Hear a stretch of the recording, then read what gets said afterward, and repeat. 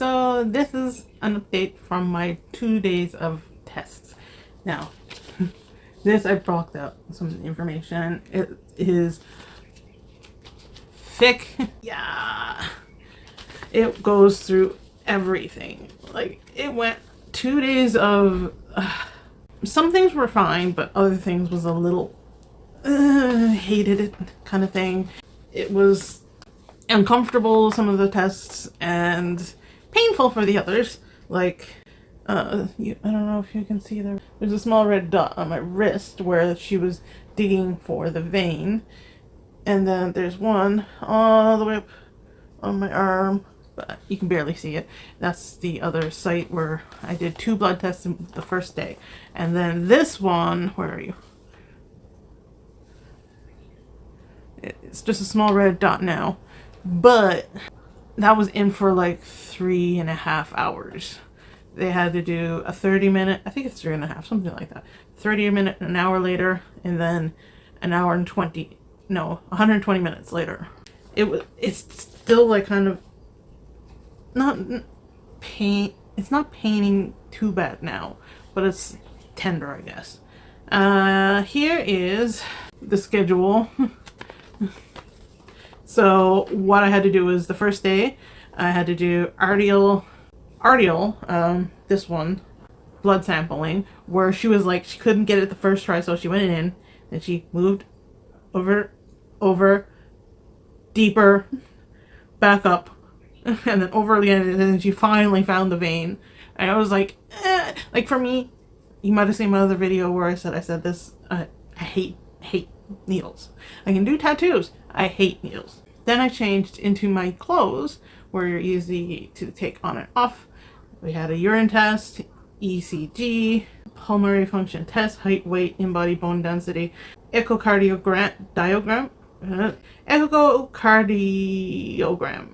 Yeah, I don't know how to say that one. Not great. A measurement of blood pressure, pre-surgery blood test, pre-surgical medical interview, gastroscopy. Then I changed back into my normal clothes for the day and gave briefing for the afternoon schedule. They did the counseling with the dietitian and the pharmacist before we went to lunch, which was good because then we ended up going to go to Koreatown afterwards. And I was able to get my 10K steps in 11K actually. And the second day, first thing you do, change outfits into pajamas again. Abdominal ultrasound, urine sampling before glucose test. So I had to do 2 urine samples. And then abdominal CT without contrast. Dual energy X-ray absorptiometry, something like that. Right there. I don't know what that is. I'm not good with medical terms. Glucose tests, glucose tolerance test, which is the 3 times. There you go. There's all the times I had to do it.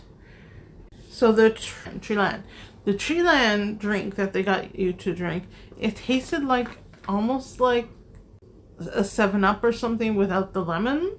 It was actually pretty good. Like, I wouldn't mind drinking or paying for it. That one was really good.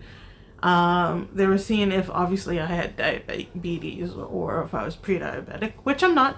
Yay. And then I changed back into my clothes.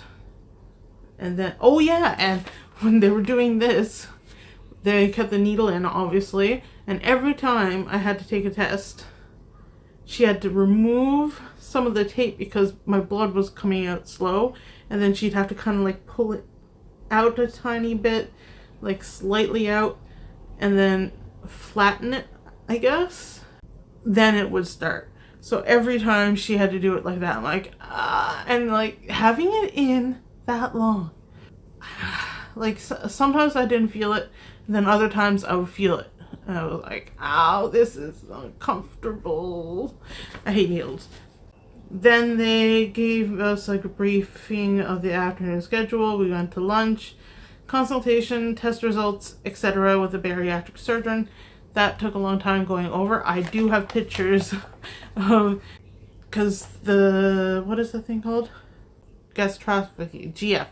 They go into your throat to check your esophagus and into your stomach. And I got the pictures back for them from that. I got like everything, which you would not get in the West. You would not get a copy of everything they did and everything that that happened and your results. They'll just tell you. And yeah, then when after they talked about like how my bones was, they said my bones were younger than I am, which is really good. My bones are 31 and I am 38. So that's good. They need to continually monitor my bones as after my surgery, just to see if something happens where I'm not getting enough calcium and I need a bigger dose. Because if I start losing bone density, that's a bad thing.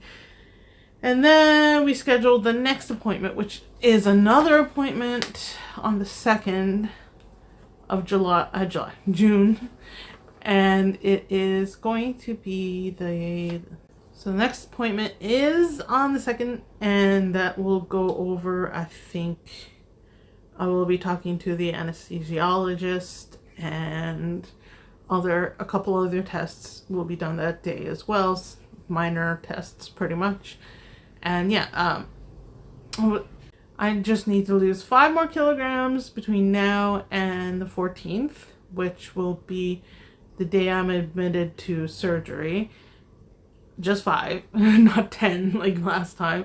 I was 1.9 kilograms off, which was not that big a deal. And I think I lost 8.1 kilograms in total, which is a lot in pounds. That's like 16 something or 17, something around that.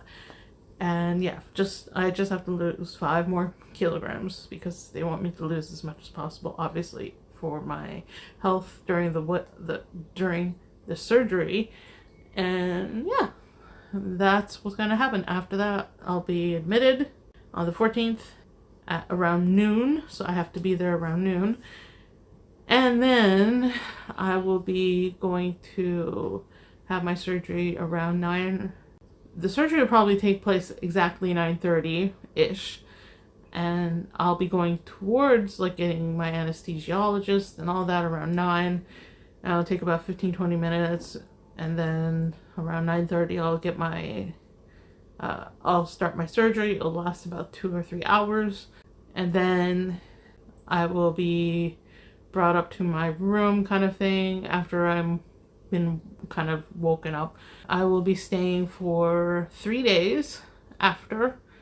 They're not going to send you home, unlike in the West where I hear a lot of them saying, oh yeah, I got sent home the same day because I was able to drink. It's like, no, you're staying here for 3 days. And so I'll be staying there for 3 days. I hope my husband will not leave the cats for 4 days or 5 days, because we need somebody to come and check on them. I don't think I need to have him there every day kind of thing. So he'll probably come over to visit me as maybe we'll just, talk via Line app or something, because, it's just me recovering. It's probably not that important that I'm there for most of it, as long as, unless they say, oh yeah, he needs to be in the area kind of thing. I'll probably just rest, recover, and then come home kind of thing, and he'll probably be there the day I go there and the day I leave kind of thing. I think that's what's gonna happen. I don't know, I haven't talked that through. We're not at that point yet, so yeah.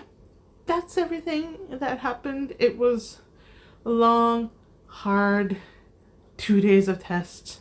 I had to get up at 7:10 each day, which sucked. Yeah, I can't wait to start this journey, because unlike a lot of people I've been hearing on Facebook groups for weight loss surgery, they're all like, I wasn't expecting to not eat so much, I miss eating, and blah, blah, blah, blah. And I'm like, I can't wait to you know, not have to eat so much. Like, I don't like eating a lot of food.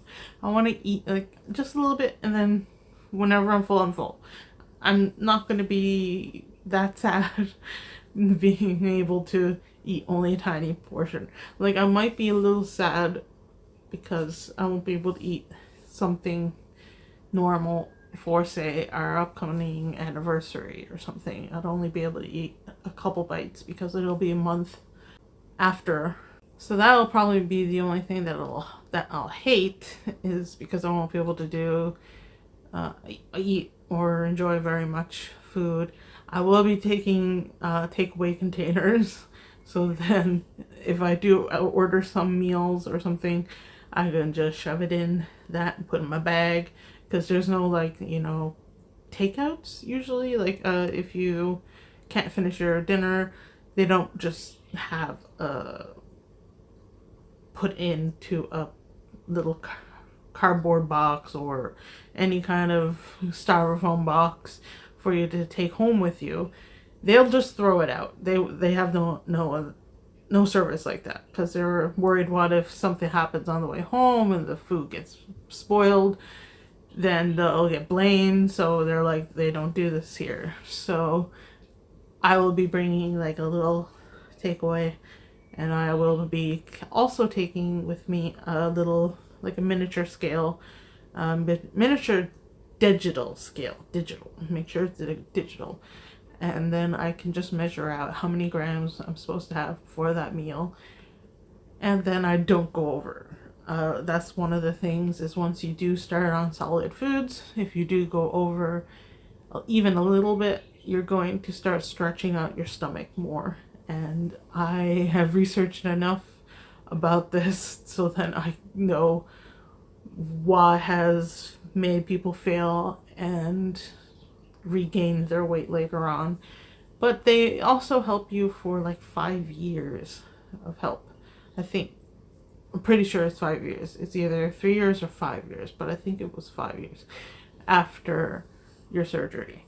So you will be going in to the doctors, I think the first month you go in, and then every 3 months, I think, after, and then after 3 months it's 6 months, and then a year, and then every so many months after that. I think maybe twice a year, or I'm not sure. But yeah, that's everything. And if you want to know more about it, you're going to be looking into it if you are in Japan. And how was it like where you were from? Where you're from in Canada or America or Australia, UK, anywhere. What is or was your surgery like? And how is it different from here? I have a few videos going on about what's been going on, but for the tests, was they similar to what you had to go through? Was it that detailed oriented, or was it just a few kind of checkups and then that's it? So yeah, thank you so much for watching this video, and I will see you next time.